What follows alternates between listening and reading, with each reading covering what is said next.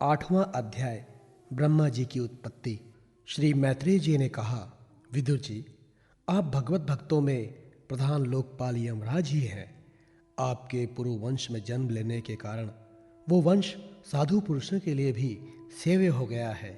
धन्य है, आप निरंतर पद पद पर श्री हरि की कीर्तिमयी माला को नित्य नूतन बना रहे हैं। अब मैं शुद्र विषय सुख की कामना से महान दुख को मोल लेने वाले पुरुषों की दुख निवृत्ति के लिए श्रीमद् भागवत पुराण प्रारंभ करता हूँ, जिसे स्वयं श्री संकर्षण भगवान ने सनकादि ऋषियों को सुनाया था।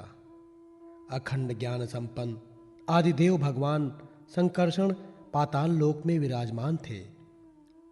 संत कुमार आदि ऋषियों ने उनसे परम पुरुषोत्तम ब्रह्मा का तत्व ज्ञान जानने के लिए उनसे प्रश्न किया। उस समय शेष जी अपने आश्रय स्वरूप उन परमात्मा की मानसिक पूजा कर रहे थे, जिनका वेद वासुदेव के नाम से निरूपण करते हैं। उनके कमल कोश सरीखे नेत्र बंद थे। प्रश्न करने पर संत कुमार आदि ज्ञानी जनों के आनंद के लिए उन्होंने अधखुले नेत्रों से देखा। संत कुमार आदि ऋषियों ने मंदाकिनी के जल से भीगे अपने जटा समूह से उनके चरणों की चौकी के रूप में स्थित कमल का स्पर्श किया, जिसकी नाग राजकुमारियां अभिलाषित वर की प्राप्ति के लिए प्रेम पूर्वक अनेकों उपहार सामग्रियों से पूजा करती हैं। संत कुमार आदि उनकी लीला के मर्मज्ञ हैं। उन्होंने बार बार प्रेम गदगद वाणी से उनकी लीला का गान किया।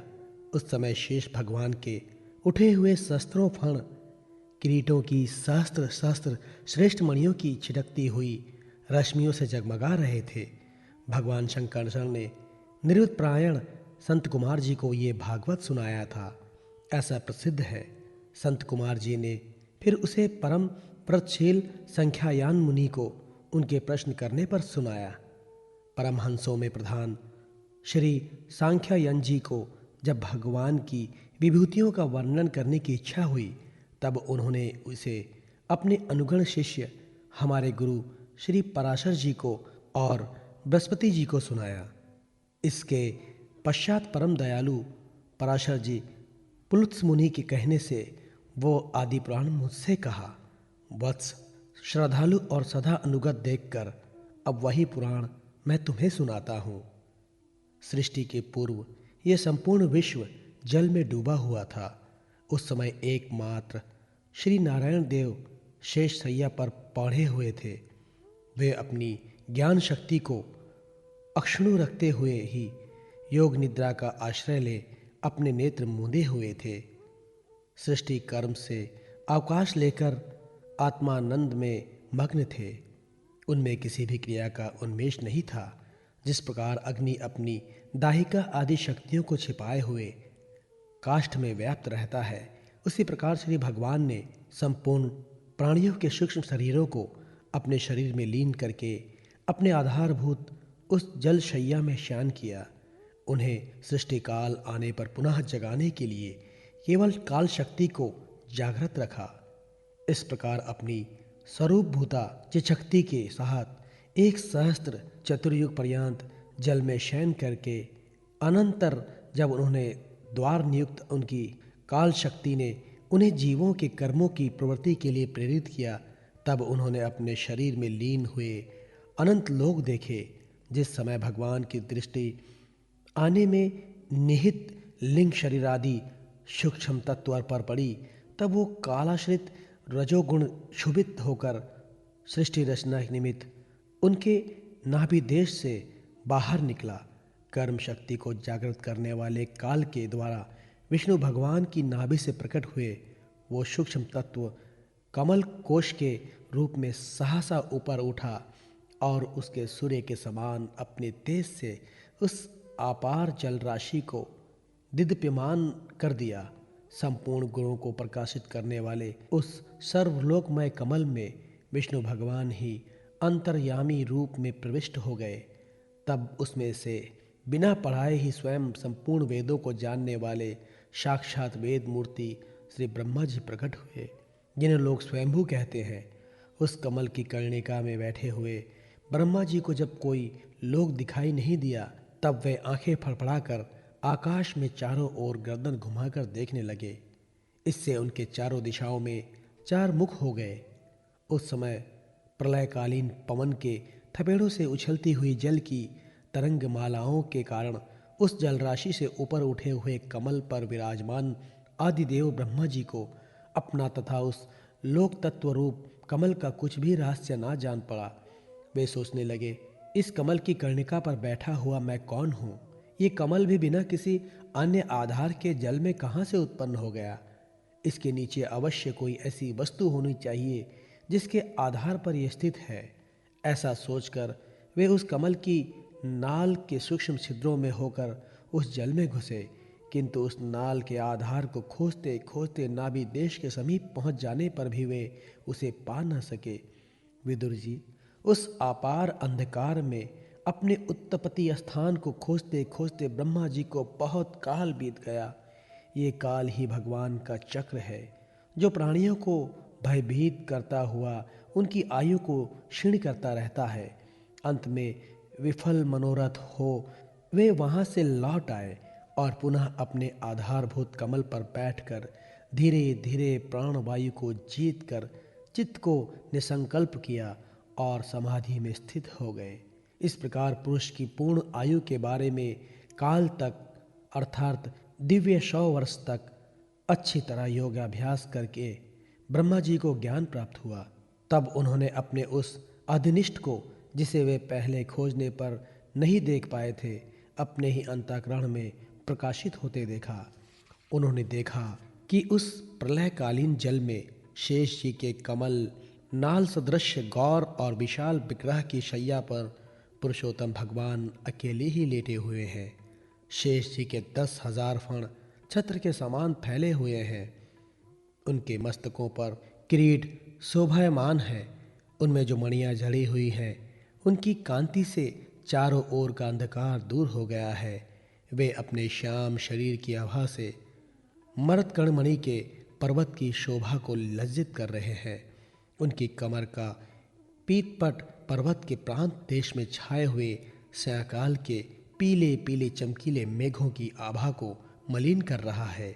सिर पर सुशोभित स्वर्ण मुकुट स्वर्णमय शिखरों का मान मर्दन कर रहा है। उनकी वनमाला पर्वत के रत्न जल प्रपात औषधि और पुष्पों की शोभा को प्रास्त कर रही है तथा उनके भुजदंड वेणुदंड का और चरण वृक्षों का तिरस्कार कर रहे हैं। उनका वो श्री विग्रह अपने परिणाम से लंबाई चौड़ाई में त्रिलोकी का संग्रह किए हुए है। वो अपनी शोभा से विचित्र एवं दिव्य वस्त्राभूषणों की शोभा को सुशोभित करने वाला होने पर भी पीतांबर आदि अपनी वेशभूषा से सुसज्जित है।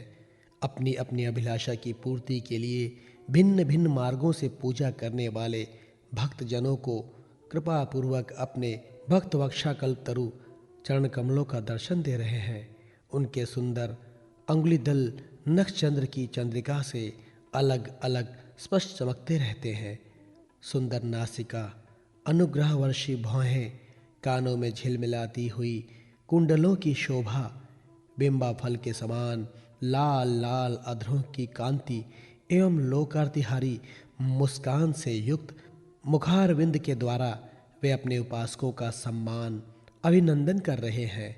वत्स उनके नितंब देश में कदम कुसुम की केसर के समान पीत वस्त्र और स्वर्णमयी मेखला सुशोभित है तथा वक्षस्थल में अमूल्य हार और सुनहरी रेखा वाली श्री वत्स चिन्ह की अपूर्व शोभा हो रही है। वे अव्यक्त मूल चंदन वृक्ष के समान है। महामूल्य केयूर और उत्तम उत्तम मणियों से सुशोभित उनके विशाल भुजदंड ही मानो उसकी सहस्त्रों शाखाएं हैं और चंदन के वृक्षों जैसे बड़े बड़े सांप लपेटे रहते हैं, उसी प्रकार उनके कंधों को शेष जी के फणों ने लपेटे रखा है। वे नागराज अनंत के बंधु श्री नारायण ऐसे जान पड़ते हैं मानो कोई जल से घिरे हुए पर्वतराज ही हों। पर्वत पर जैसे अनेकों जीव रहते हैं, उसी प्रकार वे संपूर्ण चराचर के आश्रय हैं। शेष जी के फणों पर जो सहस्त्रों मुकुट हैं, वे ही मानो उस पर्वत के स्वर्ण मंडित शिखर हैं। तथा वक्षस्थल में विराजमान कौस्तुभ मणि उसके गर्भ से प्रकट हुआ रत्न है। प्रभु के गले में वेद रूप भंवरों से गुंजयमान अपनी कीर्तिमयी वनमाला विराज रही है। सूर्य, चंद्र, वायु और अग्नि आदि देवताओं की भी आप तक पहुंच नहीं है तथा त्रिभुवन में बेरोक टोक विचरण करने वाले सुदर्शन चक्र आदि आयुध भी प्रभु के आसपास ही घूमते रहते हैं। उनके लिए भी आप अत्यंत दुर्लभ हैं तथा विश्व रचना की इच्छा वाले लोक विधाता ब्रह्मा जी ने भगवान के नाभि सरोवर से प्रकट हुआ वो कमल, जल, आकाश, वायु और अपना शरीर, केवल ये 5 ही पदार्थ देखे। इनके सिवा और कुछ उन्हें दिखाई न दिया। रजोगुण से व्याप्त ब्रह्मा जी प्रजा की रचना करना चाहते थे। जब उन्होंने सृष्टि काल रूप केवल ये 5 ही पदार्थ देखे, तब लोक रचना के लिए उत्सुक होने के कारण वे अचिंत्य गति श्री हरि में चित्त लगाकर परम पूजनीय प्रभु की स्तुति करने। ब्रह्मा जी द्वारा भगवान की स्तुति। ब्रह्मा जी ने कहा, प्रभु, आज बहुत समय के बाद मैं आपको जान सका हूँ। अहो, कैसे दुर्भाग्य की बात है कि देहधारी जीव आपके स्वरूप को नहीं जान पाते। भगवान, आपके सिवा और कोई वस्तु नहीं है जो वस्तु प्रतीत होती है, वो भी स्वरूपता सत्य नहीं है, क्योंकि माया के गुणों के शुभित होने के कारण केवल आप ही अनेकों रूप में प्रतीत हो रहे हैं। देव, आपकी चित्त शक्ति के प्रकाशित रहने के कारण अज्ञान आपसे सदा ही दूर रहता है। आपका ये रूप, जिसके नाभि कमल से मैं प्रकट हुआ हूँ, सैकड़ों अवतारों का मूल कारण है। इससे अपने सत्पुरुषों पर कृपा करने के लिए ही पहले पहले प्रकट किया। परमात्मन, आपका जो आनंद मात्र भेद रहित अखंड तजोमय स्वरूप है, उसे मैं इससे भिन्न नहीं समझता। इसलिए मैंने विश्व की रचना करने वाले होने पर भी विश्वातीत आपके इस अद्वितीय रूप की शरण ली है। यही संपूर्ण भूत और इंद्रियों का भी अधिष्ठान है। हे विश्व कल्याणमय, मैं आपका उपासक हूँ। आपने मेरे हित के लिए ही मुझे ध्यान में अपना ये रूप दिखलाया। जो पापात्मा विषयासक्ता जीव है, वे ही इसका अनादर करते हैं। मैं तो आपको इसी रूप में बार बार नमस्कार करता हूँ। मेरे स्वामी, जो लोग वेद रूप वायु से लाए हुई आपके चरण रूप कमल कोश की गंध को अपने कर्णपुटों से ग्रहण करते हैं, उन अपने भक्त जनों के हृदय कमल से आप कभी दूर नहीं होते, क्योंकि वे पराभक्ति रूप डोरी से आपके पाद पद्मों को बांध लेते हैं। जब तक पुरुष आपके अभयप्रद चरणार बिंदों का आश्रय नहीं लेता, तभी तक उसे धन, घर और बंधुजनों के कारण प्राप्त होने वाले भय, शोक, लालसा, दीनता और अत्यंत लोभ आदि सताते हैं, और तभी तक उसे मैं मेरापन का दुराग्रह रहता है, जो दुख का एकमात्र कारण है। जो लोग सब प्रकार के अमंगलों को नष्ट करने वाले और आपके श्रवण कीर्तन आदि प्रसंगों से इंद्रियों को हटाकर लेश मात्र विषय सुख के लिए दीन और मन ही मन ललायित होकर निरंतर दुष्कर्मों में लगे रहते हैं, उन बेचारों की बुद्धि देव ने हर ली है। अच्युत, उरुक्रम इस प्रजा को भूख, प्यास, वात, पित्त, कफ, सर्दी, गर्मी, हवा और वर्षों से परस्पर एक दूसरे से तथा कामाग्नि और दुस्सह क्रोध से बार बार कष्ट उठाते देखकर मेरा मन बड़ा खिन्न होता है। स्वामिन, जब तक मनुष्य इंद्रिय और विषय रूपी माया के प्रभाव से आपसे अपने आप को भिन्न देखता है, तब तक उसके लिए इस संसार चक्र की निवृत्ति नहीं होती। यद्यपि ये मिथ्या है, तथापि कर्म फल भोग का क्षेत्र होने के कारण उसे नाना प्रकार के दुखों में डालता रहता है। देव, औरों की तो बात ही क्या, जो साक्षात मुनि हैं, वे भी यदि आपके कथा प्रसंग से विमुख रहते हैं तो उन्हें संसार में फंसना पड़ता है। वे दिन में अनेक प्रकार के व्यापारों के कारण विक्षिप्त चित्त रहते हैं, रात्रि में निद्रा में अचेत पड़े रहते हैं। उस समय भी तरह तरह के मनोरथों के कारण क्षण क्षण में उनकी नींद टूटती रहती है तथा दैववश उनकी अर्थ सिद्धि के सब उद्योग भी विफल होते रहते हैं। नाथ, आपका मार्ग केवल गुण श्रवण से ही जाना जाता है। आप निश्चय ही मनुष्यों के भक्ति योग के द्वारा परिशुद्ध हुए हृदय कमल में निवास करते हैं। पुण्य श्लोक प्रभु, आपके भक्तजन जिस चीज भावना से आपकी चिंतन करते हैं, उन साधु पुरुषों पर अनुग्रह करने के लिए आप वही वही रूप धारण कर लेते हैं। भगवान, आप एक हैं तथा संपूर्ण प्राणियों के अंतःकरण में स्थित उनके परम हितकारी अंतरात्मा है। इसलिए यदि देवता लोग भी हृदय में तरह तरह की कामनाएं रखकर भांति भांति की विफुल सामग्रियों से आपका पूजन करते हैं, तो उससे आप इतने प्रसन्न नहीं होते जितने सब प्राणियों पर दया करने से होते हैं। किंतु वो सर्वभूत दया अस्त पुरुषों को अत्यंत दुर्लभ है। जो कर्म आपको अर्पण कर दिया जाता है उसका कभी नाश नहीं होता, वो अक्षय हो जाता है। अतः नाना प्रकार के कर्म, यज्ञ, दान, कठिन तपस्या और व्रतादि के द्वारा आपकी प्रसन्नता प्राप्त करना ही मनुष्य का सबसे बड़ा कर्म फल है। क्योंकि आपकी प्रसन्नता होने पर ऐसा कौन फल है जो सुलभ नहीं हो जाता। आप सर्वदा अपने स्वरूप के प्रकाश से ही प्राणियों के भेद भ्रम का, अंधकार का नाश करते रहते हैं तथा ज्ञान के अधिष्ठान साक्षात परम पुरुष है। मैं आपको नमस्कार करता हूँ। संसार की उत्पत्ति, स्थिति और संहार के निमित्त से जो माया की लीला होती है वो आपका ही खेल है। अतः आप परमेश्वर को मैं बार बार नमस्कार करता हूँ। जो लोग प्राण त्याग करते समय आपके अवतार, गुण और कर्मों को सूचित करने वाले देवकी नंदन, जनार्दन, कंस निकंदन आदि नामों का विवश होकर भी उच्चारण करते हैं, वे अनेकों जन्मों के पापों से तत्काल छूटकर मायादी आवरणों से रहित ब्रह्म पद प्राप्त करते हैं। आप नित्य अजन्मा है, मैं आपकी शरण लेता हूँ। भगवान, इस विश्व वृक्ष के रूप में आप ही विराजमान हैं। आप ही अपनी मूल प्रकृति को स्वीकार करके जगत की उत्पत्ति, स्थिति और प्रलय के लिए मेरे, अपने और महादेव जी के रूप में 3 प्रकार शाखाओं में विभक्त हुए हैं और फिर प्रजापति एवं मनु आदि शाखा प्रशाखाओं के रूप में फैलकर बहुत विस्तृत हो गए हैं। मैं आपको नमस्कार करता हूँ। भगवान, आपने अपनी आराधना को ही लोगों के लिए कल्याणकारी सर्वधर्म बताया है, किंतु वे इस ओर से उदासीन रहकर सर्वदा विपरीत कर्मों में लगे रहते हैं। ऐसी प्रमाद की अवस्था में पड़े हुए इन जीवों की जीवन आशा को जो सदा सावधान रहकर बड़ी शीघ्रता से काटता रहता है, वो बलवान काल भी आपका ही रूप है। मैं उसे नमस्कार करता हूँ।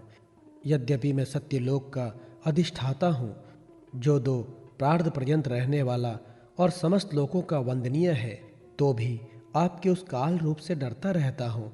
उससे बचने और आपकी प्राप्ति करने के लिए ही मैंने बहुत समय तक तपस्या की है। आप ही आदि यज्ञ स्वरूप से मेरी इस तपस्या के साक्षी हैं। मैं आपको नमस्कार करता हूँ। आप पूर्ण कामा हैं। आपको किसी विषय सुख की इच्छा नहीं है, तो भी आपने अपनी बनाई हुई धर्म मर्यादा की रक्षा के लिए पशु, पक्षी, मनुष्य और देवता आदि जीव योनियों में अपनी ही इच्छा से शरीर धारण कर अनेक लीलाएं की है। ऐसे आप पुरुषोत्तम भगवान को मेरा नमस्कार है। प्रभु, आप अविद्या, अस्मिता, राग, द्वेष और अभिनिवेश 5 में से किसके भी अधीन नहीं है।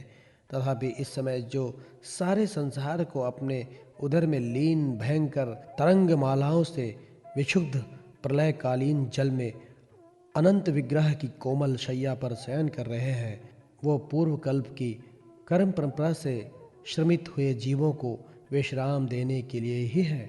आपके नाभि कमल रूप भवन से मेरा जन्म हुआ है। ये संपूर्ण विश्व आपके उदर में समाया हुआ है। आपकी कृपा से ही त्रिलोक की रचना उपकारों में प्रभक्त हुआ है। इस समय योग निद्रा का अंत हो जाने के कारण आपके नेत्र कमल विकसित हो रहे हैं। आपको मेरा नमस्कार है। आप संपूर्ण जगत के एकमात्र सुहृद और आत्मा हैं तथा शरणागतों पर कृपा करने वाले हैं। अतः अपने जिस ज्ञान और ऐश्वर्य से आप विश्व को आनंदित करते हैं, उसी से मेरी बुद्धि को भी युक्त करें, जिससे मैं पूर्व कल्प के समान इस समय भी जगत की रचना कर सकूं।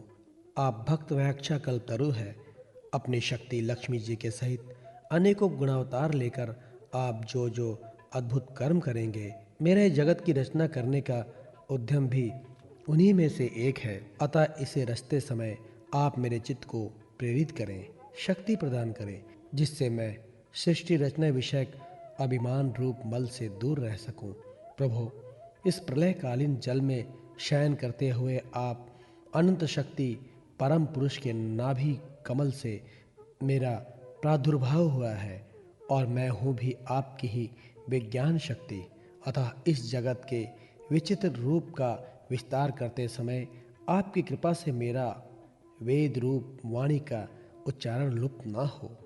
आप अपार करुणामय पुराण पुरुष हैं। आप परम प्रेममयी मुस्कान के सहित अपने नेत्र कमल खोलिए और शेष सैया से उठकर विश्व के उद्भव के लिए अपनी सुमधुर वाणी से मेरा विषाद दूर कीजिए। श्री मैत्रेय जी कहते हैं, विदुर जी इस प्रकार तप, विद्या और समाधि के द्वारा अपने उत्पत्ति स्थान श्री भगवान को देखकर तथा अपने मन और वाणी की शक्ति के अनुसार उनकी स्तुति कर ब्रह्मा जी थके थके से होकर मौन हो गए। श्री मधुसूदन, भगवान ने देखा कि ब्रह्मा जी इस प्रलय जल राशि से बहुत घबराए हुए हैं तथा लोक रचना के विषय में कोई निश्चित विचार न होने के कारण उनका चित्त बहुत खिन्न है। तब उनके अभिप्राय को जानकर वे अपनी गंभीर वाणी से उनका खेद शांत करते हुए कहने लगे। श्री भगवान ने कहा, वेद गर्भ, तुम विषाद के वशीभूत हो, आलस्य न करो। सृष्टि रचना के उद्यम में तत्पर हो जाओ। तुम मुझसे जो कुछ चाहते हो उसे तो मैं पहले ही कर चुका हूँ। तुम एक बार फिर तप करो और भगवान ज्ञान का अनुष्ठान करो। उनके द्वारा तुम सब लोगों को सपृष्ठया अपने अंतःकरण में देखोगे। फिर भक्ति युक्त और समाहिचित होकर तुम संपूर्ण लोक और अपने में मुझको व्याप्त देखोगे। तब मुझ में संपूर्ण लोक और अपने आप को देखोगे। जिस समय जीव काष्ठ में व्याप्त अग्नि के समान समस्त भूतों में मुझे ही स्थित देखता है, उसी समय वो अपने अज्ञान रूप मल से मुक्त हो जाता है। जब वो अपने को भूत, इंद्रिय, गुण और अंतःकरण से रहित तथा स्वरूपतः मुझसे अभिन्न देखता है तथा मोक्ष पद प्राप्त कर लेता है। ब्रह्मा जी, नाना प्रकार के कर्म संस्कारों के अनुसार अनेक प्रकार की जीव सृष्टि को रचने की इच्छा होने पर भी तुम्हारा चित्त मोहित नहीं होता। ये मेरी अतिशय कृपा का ही फल है। तुम सबसे पहले मंत्र दृष्टा हो। प्रजा उत्पन्न करते समय भी तुम्हारा मन मुझ में ही लगा रहता है। इससे पापमय रजोगुण तुमको बांध नहीं पाता। तुम मुझे भूत, इंद्रिय, गुण और अंतःकरण से रहित समझते हो। इससे जान पड़ता है कि यद्यपि देहधारी जीवों को मेरा ज्ञान होना बहुत कठिन है, तथापि तुमने मुझे जान लिया है। मेरा आश्रय कोई है या नहीं, इस संदेह से तुम कमल नाल के द्वारा जल में उसका मूल खोज रहे थे, सो मैंने तुम्हें अपना ये स्वरूप अंतःकरण में ही दिखलाया है। प्यारे ब्रह्मा जी, तुमने जो मेरी कथाओं के वैभव से युक्त मेरी स्तुति की है और तपस्या में जो तुम्हारी निष्ठा है, वो भी मेरी ही कृपा का फल है। लोक रचना की इच्छा से तुमने सगुण प्रतीत होने पर भी जो निर्गुण रूप से मेरा वर्णन करते हुए स्तुति की है, उससे मैं बहुत प्रसन्न हूँ। तुम्हारा कल्याण हो। मैं समस्त कामनाओं और मनोरथों को पूर्ण करने में समर्थ हूँ। जो पुरुष नित्य प्रति इस स्तोत्र द्वारा स्तुति करके मेरा भजन करेगा, उस पर मैं शीघ्र ही प्रसन्न हो जाऊंगा। तत्ववेत्ताओं का मत है कि पूर्ण तप, यज्ञ, दान, योग और समाधि आदि साधनों से प्राप्त होने वाला जो परम कल्याणमय फल है, वो मेरी प्रसन्नता ही है। विधाता, मैं आत्माओं का भी आत्मा और स्त्री पुत्र आदि प्रियों का भी प्रिय हूँ। देह आदि भी मेरे लिए प्रिय है। देह आदि भी मेरे लिए प्रिय है, अतः मुझसे ही प्रेम करना चाहिए। ब्रह्मा जी, त्रिलोकी को तथा जो प्रजा इस समय मुझ में लीन है, उसे तुम पूर्वकल्प के समान मुझसे उत्पन्न हुए अपने सर्ववेदमय स्वरूप से स्वयं ही रचो। श्री मैत्रेय जी कहते हैं, प्रकृति और पुरुष के स्वामी कमलनाभ भगवान सृष्टिकर्ता ब्रह्मा जी को इस प्रकार जगत की अभिव्यक्ति करवाकर अपने उस नारायण रूप में अदृश्य हो गए।